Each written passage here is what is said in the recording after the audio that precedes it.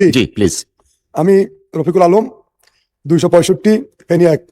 আমি মাননীয় সদস্য কোনো যদি সম্পূরক প্রশ্ন থাকে তাহলে দয়া করে করতে পারেন। ধন্যবাদ।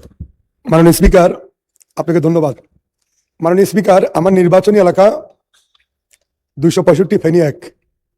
বাংলাদেশের আপসীন নেত্রী, যিনি দীর্ঘদিন এই দেশের জন্য, এই দেশের মানুষের জন্য সংগ্রাম করেছেন। কখনো তিনি নিজের স্বার্থ দেখেননি, এলাকার মানুষের স্বার্থ দেখেননি, তিনি সারা দেশকে দেখেছেন। সেই মহান নেত্রীর স্মৃতি বিজড়িত ফেনী 1। আমার নির্বাচনী এলাকায় ফুলগাজীতে একটি ওয়ার্ডে ইতিমধ্যেই ফ্যামিলি কার্ড বিতরণের উদ্যোগ সরকার থেকে গ্রহণ করা হয়েছে। আমার নির্বাচনী এলাকা হচ্ছে 3টি উপজেলা, একটি ফুলগাজী, পরশুরাম, ছাগলনাইয়া। আমার প্রশ্ন হচ্ছে, ফুলগাজীর একটি ওয়ার্ডে ফ্যামিলি কার্ড দেওয়ার সিদ্ধান্ত হয়েছে, বাকি যে 2টি উপজেলা আছে সেখানে কি আমরা অতি দ্রুত 2টি ওয়ার্ডে ফ্যামিলি কার্ড পাবো কিনা? এছাড়া আপনি জানেন যে শুধুমাত্র বেগম খালেদা জিয়ার নির্বাচন এলাকা হওয়ার কারণে এই এলাকায় দীর্ঘ 16 বছর কোনো উন্নয়নমূলক কোনো কর্মকাণ্ড হয় নাই। সেজন্য আমি মাননীয় মন্ত্রীর নিকট জানতে চাচ্ছি যে, যেহেতু তিনি আমাদের সর্বোচ্চ নেত্রী ছিলেন, যেহেতু তিনি গণতন্ত্রের জন্য সংগ্রাম করেছেন, তিনি সারা বাংলাদেশকে চিন্তা করতে গিয়ে নিজের এলাকার মানুষের সুখ শান্তি কখনো তেমনভাবে চিন্তা করেননি।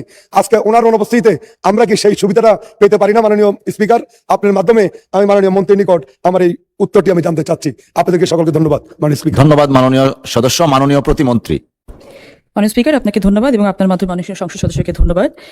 মাননীয় স্পিকার, ফ্যামিলি কার্ড প্রজেক্টটি হচ্ছে বর্তমান সরকারের ফ্ল্যাগশিপ প্রজেক্ট এবং এটা ইউনিভার্সাল একটা প্রজেক্ট, এবং এই প্রজেক্টটার সফলতা, সার্থকতা সবকিছু ডিপেন্ড করছে আমরা যদি এটাকে বেনিফিশিয়ারি এন্ডে সফলভাবে পৌঁছাতে পারি।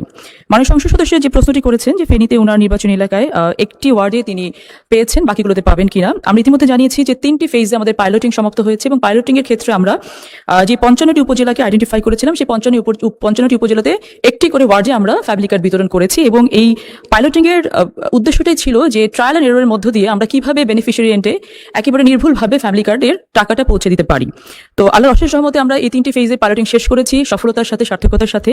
কিছু ভুল ত্রুটি ছিল, সেগুলোকে আমরা ঠিকঠাক করে নিয়ে আমরা প্রক্সিমেন্ট টেস্ট যেটা বলছি, পিএমটি মেথডের মাধ্যমে আমরা বেনিফিশিয়ারি ইনফরমেশনগুলো গ্যাদার করার চেষ্টা করেছি। এবং আমি জানিয়েছি ইতিমধ্যে যে আমাদের মন্ত্রণালয় থেকে স্বেচ্ছাসেবীকে নিয়োগ করা হচ্ছে, এবং যেহেতু প্রক্সিমেন্ট টেস্ট একটা অটোমেটেড সিস্টেম, প্রতিটি অটোমেটেড সিস্টেমে কিছু এরর থাকে এবং সেই এররটাকেও আমরা টার্গেটেড ওয়েতে ঠিক করার জন্য পরিবার সুমারে যেটা বলে ফিল্ড ভিজিটের মাধ্যমে কিন্তু এটাকে সঠিক পথে নিয়ে যাওয়ার ব্যবস্থা করা হচ্ছে। এবং সেক্ষেত্রে আশা করছি আমরা আগামী অক্টোবরের ভেতরে পুরো বাংলাদেশে যে ডেটাটা কিছুক্ষণ আগে আমি বলেছি যে 1.61 crore ভাতাভোগীকে আমরা ভাতা প্রদান করবো, এবং সেক্ষেত্রে প্রতিটি উপজেলাতে ধরা হচ্ছে গড়ে আমরা কমপক্ষে 8,000 বেনিফিশিয়ারিকে ভাতা ফ্যামিলি কার্ডের এই কার্ড দিতে পারবো বলে আমরা আশা করছি। তো সেক্ষেত্রে একটু 3টা মাস আমাদেরকে সহযোগিতা করতে হবে যেন আমরা নির্ভুলভাবে তথ্যগুলো সংগ্রহ করতে পারি। তাহলে আশা করছি অক্টোবর থেকে আমরা ইনশাআল্লাহ এই ফ্যামিলি কার্ডের ফুল ফেজে আমরা এটা প্রদান করা শুরু করতে পারবো। আপনাকে অসংখ্য ধন্যবাদ মাননীয় স্পিকার।